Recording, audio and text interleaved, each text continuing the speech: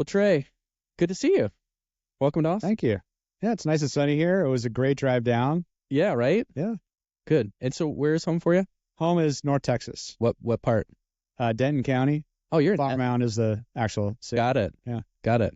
Yeah, our son is with friends now southeast in Freestone County. Oh, yeah. The Spring National Championship for motocross is going on. So Oh, nice. Okay. yes. Beautiful day. Yes. So nice to be here. Good. You're with Lewis and Clark Bancorp. Yeah. And tell us a little bit about Lewis and Clark. Lewis and Clark Bank was a bank that Jeff and I formed back in 2006. But it's been around for a while. Very traditional commercial bank in the Portland metropolitan area, and now covers the entire state of Oregon and Southwest Washington. And about 7 years ago, we got our first taste of working with a third party, a trust company, in really looking at how you'd take the bank charter and maybe deploy it in a way that's a little bit adjunct or in addition to what we do in our local geographic market. So kind of an interesting experience. One of the first, I wouldn't call it a BaaS play, but more of a strategic partner play. Yeah. Okay. And you guys, so 2006 when you formed it? Yeah. So you've been around a bit. Interesting. And I have Went through the Great Recession. That was. You survived. Yeah. Yeah. Yeah. Yeah. Well, the Northwest was not a fun place to be. Is that so? That's where you begun, or you started it? Was up in the Northwest? Yeah. Okay. And then you've been in Denton how long? Texas? Almost 2 years. 2 years. We moved from San Francisco 8 years ago. So yeah. So we spent 13 years out there. Same thing. Lived through the. We like the heat. Recession. We're one of the few people that actually. Everyone runs away during the July-August timeframe, and we like to. That's good. You got to like the heat if you're living in Texas. You do. But also the winter's great too. So, got to ask this question: bankerpreneur. Where did that come from? It sounds like. Oh wow. Well, Jeff was a history major, and so was the founder of the marketing firm that we were working with at the time. And he was both of them were obsessed with Lewis and Clark and the expedition. And David, the founder of the marketing firm, just came up with that name. We were going through a brand exercise, really trying to differentiate what is it you're looking for in a client base? What's that common theme? And a lot of times it's around product or it's around, a specific niche or vertical. And for us, it was all over the board in terms of, industries or verticals or people. But one common theme was around the characteristics of the either borrower or the depositor, and it was around somebody who really wanted to think through where they were going in life and with their business. And most of those were entrepreneurial, but they also really valued those around them that provided them input. Mm-hmm. So they would value their banker, they'd value their attorney, their CPA, and they recognized that's not something they were expert in, and they solicited that input. And so we really wanted to, having started our own bank, we wanted to resonate with that personality type. And for us, it really gave us a chance to say, hey, we've got a unique perspective. We know what it's like to start a company. I remember a month before we finalized our capital raise, we ran out of money. And we still had to make payroll just like any business. Yeah. But that was on us. Yeah. And all that capital was stuck. It couldn't be released until we got our charter. And so we had to borrow money in order to make payroll, just like any other business. I think it gives you a unique perspective. It does when you go through that. That bankerpreneur really was the kind of. That's neat. That's first. I hadn't seen that until I read about Lewis and Clark. And then, how did you get started in banking and, well, in this case, Fintech? We're here with that today. In banking? Yeah. Well, I would say both of them were a bit serendipitous. The beginning of my career was at Deloitte. So I was actually in financial audit and then merger and acquisition work. And my dad, unfortunately, got terminal cancer. And so we wanted to move back. I was working in New York. We wanted to move back to the West Coast to be with him before he passed away. And a CFO position was available at a community bank. And so I convinced them that I'd be a good candidate for that and was hired to fill that role. And that's where I met Jeff. So I was in banking, but I had always wanted to build something from scratch in the world of business. And when he was frustrated one day, he said, we ought to just start our own bank. And he wasn't serious about it, but I was. And I knew I had revenue figured out with him. And so, you can build a business around revenue, and said, hold that thought. I'm going to go through the financial analysis and determine whether it's worth our time. At that time it was. And so we went about the process. Now, he stayed at that bank. I left the bank to focus on spearheading the formation, and then he came on later on in the process. Fast forward, so we were a very traditional bank. Fast forward, when we talk about fintech, I referenced that trust company relationship that we had. And that was an interesting one because it, like I said earlier, and I had been involved in a lot of policy work for the industry. And so I'd been looking around at how are different ways that the bank charter itself is used in various elements of the economy. Is it always used where we go direct to market with lenders and deposit gatherers and just have that face-to-face through branches or through digital channels, which is just a digital version of the bank? It still requires the individual to interface with a bank and get their money from the bank. And having worked with the trust company, it opened my eyes to the fact that we can take that charter, and whether it's lending powers in every state, whether it's money transmission, whether it's deposit gathering, balance sheet power, direct access to payment rails, kind of all these things, if you put them together in unique ways, you can integrate them into the economy. So the actual point of economic activity, which is where a lot of these partnerships now focus.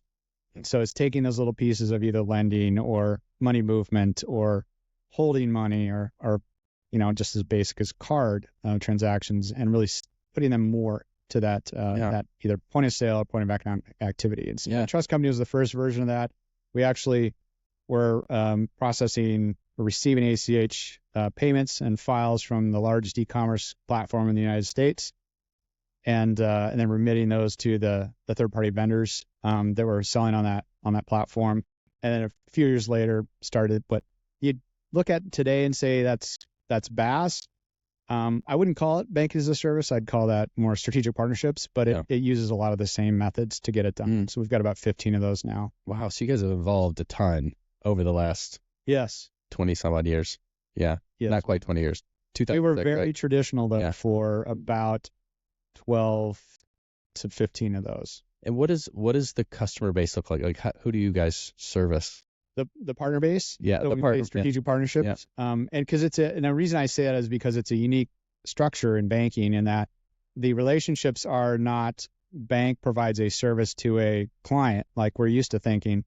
It is bank engages a company to act as a service provider for the bank and delivers it through that channel, the banking product or service.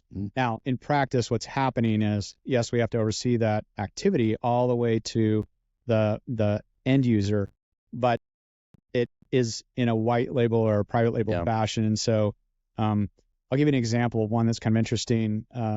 This is what I love about these is it provides additional functionality to somebody who's the end user, and they don't even think about how it works in the background. But when we look at it, it's we, meaning if anyone from the industry were to look at it, they'd say, oh, well, you're just using a loan, a card issuing, the ability to actually utilize your balance sheet power and a few other powers that the charter provides in order to get this done. But to the customer, it's got a pretty cool value proposition. And so that example is a fleet management company that enables the vehicle, instead of the individual drivers carrying around those cards, and every time they have to do something for the vehicle, like get fuel or service or tolls and so on, they have to use that card and then assign it to that vehicle, and then they go to the next vehicle and they got to sign it. It's just kind of a accounting mess.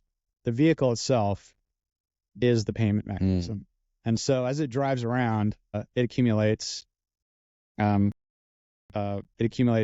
payments through, whether it's all those examples that I gave earlier. And then at the end of the day, the company settles up with us, and anyone who's driving it doesn't know how it works in the background. What's neat about it is that fleet management is the focus right now with commercial fleets. So that could be tractor trailers or commercial or passenger vehicles. There's OEM installations now for it with Navistar. They're also working on passenger vehicles. So if you think about your vehicle, so it could just be I won't say which manufacturer, but it could be in, for example, General Motors cars. That's not the the one, but it could be in one of those. And as you're driving around, tolls, et cetera, I mean, everything, just go to the gas station or wherever you go. Yeah. Accumulates. Interesting. Yeah. When you think about how you guys arrived at this place where you have these super interesting like fleet relationships through the technology that you're deploying and supporting, are there different verticals that you have intentionally gone after, or some of these through relationships or just opportunities have opened up? The most common thread among them, and going back to the common thread among our relationship with traditional borrowers or clients, is if somebody's there to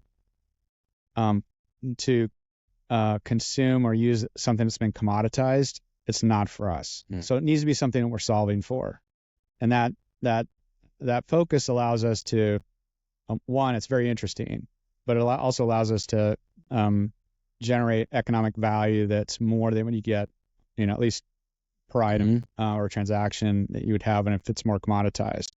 And so there's a little more margin to be had when there's something that requires a creative solution in order to get from point A to point B, or that really requires a bank only. Yeah. As opposed to payments is an example of one where it's such a saturated market with players that aren't just banks. It's very tough unless you're able to do it at high volume to make much money on. Yeah. What would you say are like one of the bigger challenges you guys are facing right now when you think about without question, and I'd say it eclipses every other challenge we encounter, is regulatory right now. And I don't blame the tenor on the supervisory agencies. I don't like it, but I understand and recognize that if I were pulled up in front of Congress after various failures or weaknesses in supervised institutions, I would want to de-risk as much as I can. And I'm not saying it's a direct correlation, that they're focusing in this area, but I think it is permeating anything that's looked at as either novel or would potentially generate the areas that caused in their minds the downfall. So whether that's concentration risk or it's high growth or it's, not just novel activities in general, it ticks all of those, which means you're in the limelight right now if you're in this business. Well, how do you overcome that? Patience.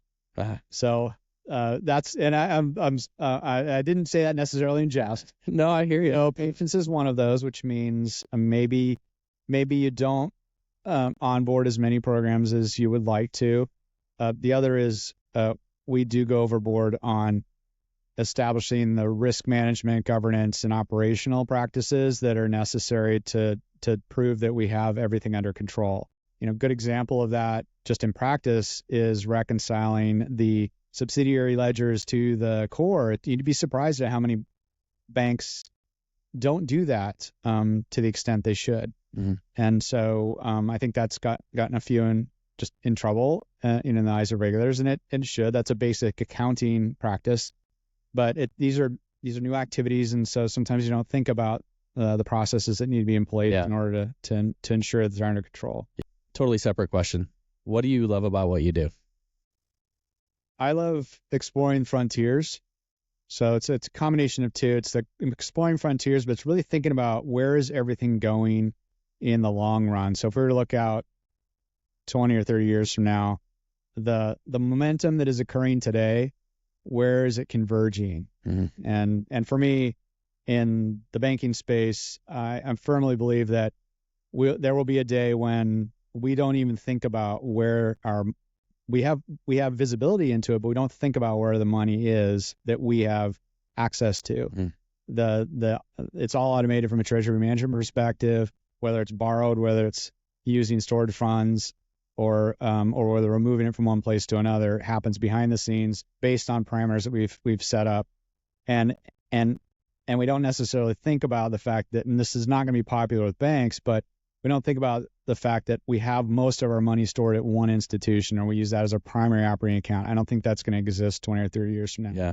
So it's very important for us to support this business model, because I think it will be the driver for that in that time frame, and the movement of money between institutions, so deposit dollars and loans on the other side, we do both.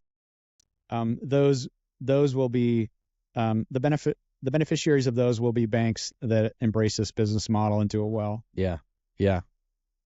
who knows what the future's going to hold, but yeah, it's that pioneering kind of approach and model. It lines up good with your guys' name of your bank, right? Like, Yeah, it's surprising though how just, and it's a good thing banking in general doesn't have a lot of experimentation and a whipsawing of just ideas and things that go well and things that also fail, because that wouldn't, the stability is element of banking is really important. It can't break when it's under stress.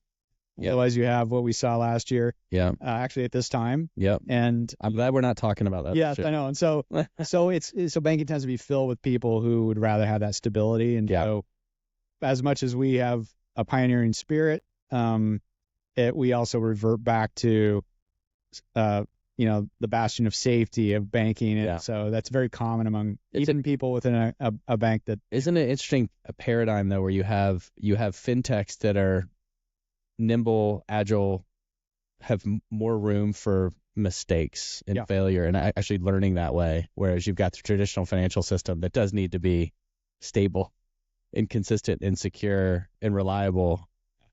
It's an interesting combination. It is actually. I think it's healthy if each party understands where it is ideally, what its role is ideally within the supply chain. And so historically, banks have had the full vertical integration all the way to the end user, like we talked about earlier with branches or even digital versions of themselves. I think there's a break point somewhere where the bank becomes the critical infrastructure that supplies those banking functions, and then also has to oversee the delivery of those. So an example of that might be electricity. Like as I look around, all the things that are powered by electricity, they're very different in how you experience them, but they're all powered by one thing. So I think the same thing eventually, when we go back to that concept of what's banking going to look like 20 or 30 years from now, where are those fintechs? Those need to play on the periphery where they're either enabling that connection between the bank and the corporate enterprise or brand, or actually are going direct to market, like for example, the fleet management company is a good example of a combination of tech, so fintech and corporate. And in those cases, the bank's role really needs to be focused on what it does best, which is the critical infrastructure of the money, and then making sure it gets delivered in the right way, legally and in a compliant manner. And that, if we control that, there's a tremendous amount of value there. It's not, there was a concern that it would be, well, we'll just be a utility. Maybe, but this is a very valuable utility. A very valuable utility. I would embrace that. Yeah, that's great. And when you think about Lewis and Clark and what people know about you guys, is there anything that you wish the market knew or folks knew about Lewis and Clark they don't? We tend to prefer to fly under the radar. And the primary reason for that is that we're very careful about how we're positioned from a regulatory standpoint. And so you won't tend to see us talk about this in public. So the fact that we're doing it today is an unusual thing. But I think the story is really important. And I would look at us more as an example of what other banks should be thinking about. And more from the standpoint of, again, what's the role of a bank in the future? And every bank out there can embrace that. Now, there may be rural institutions that really that's their that's their role and always will be. But I think there are a lot of banks that need to become the supply chain for the type of business. Following on that and thinking about the society that we're in and the economy we're in, and just the last several decades, the world's changed a lot. And it's going to continue, whether it's technology or society at whole. And you mentioned some of the challenges with some of the bank failures. The trust that people have in society these days, I think I don't remember a time in my life it was ever lower, like in systems and institutions. And trust in the financial system is critical for the health and well-being of the planet and how we operate here in the States. How do you see the work that we're all doing together in this space, building trust and establishing kind of renewed faith, if you will, in consumers and businesses in finance? Well, I think if I think about consumers, trust erodes when something doesn't go right, especially if it has something to do with their money. But it could just be, if let's say we start having outages. I mean, so it could be power, it could be technology outages with internet. I was trying to get on LinkedIn the other day, and it was LinkedIn was down, AT&T was down a couple weeks ago. Yeah. So yeah, that happens one time, not a big deal. You start to see repeat instances, then that starts to erode trust, or confidence, either one, in some either industry or institution. I'd say the same would apply to banks, although you're talking about money now, and that can create a tremendous amount of anxiety. I can live without my phone for a little bit, but if money starts disappearing, that's a problem, or it doesn't get to where it's supposed to go. And so I'm bringing that up as examples because I think the most important thing we can do to maintain trust and confidence in the banking system is to take regulatory, consumer protection, compliance laws and regs seriously, and recognize that it can be turned around instead of saying, this is a real pain, we hate this stuff, it's getting in the way, and saying, no, there's something of value here. And that value is trust and confidence.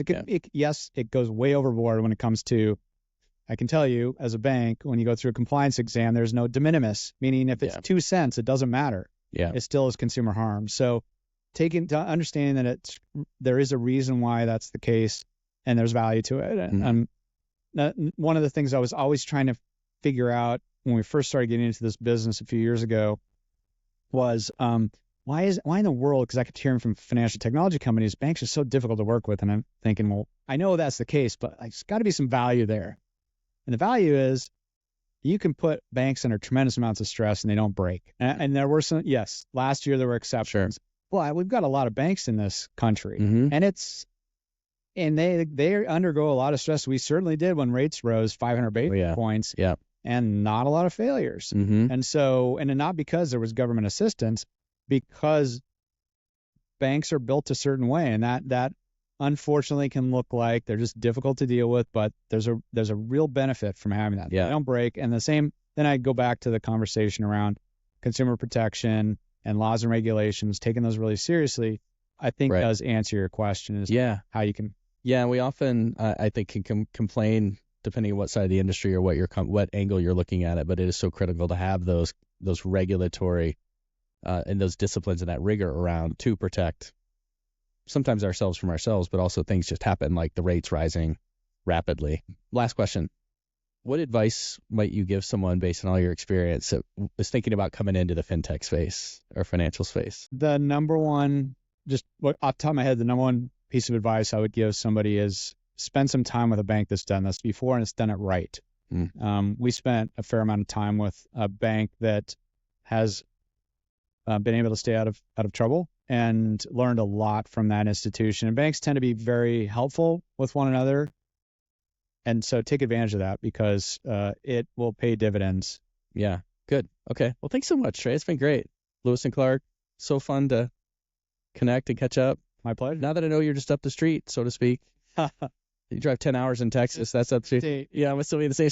Took me 3 hours to get here. Yeah, but not that far. Good to see you. Thanks for the time. All right. All right, brother. Same. Thanks. Thanks, man. Thank you for listening to this episode. If you've enjoyed what you've heard, don't forget to hit subscribe. And if you'd like to learn more about Customer and the work we're doing building financial and fintech brands and businesses, please visit our website, customer.com. That's CSTMR.com. Or you can find us interacting with clients and sharing insights on LinkedIn. All of these links will be in the show notes.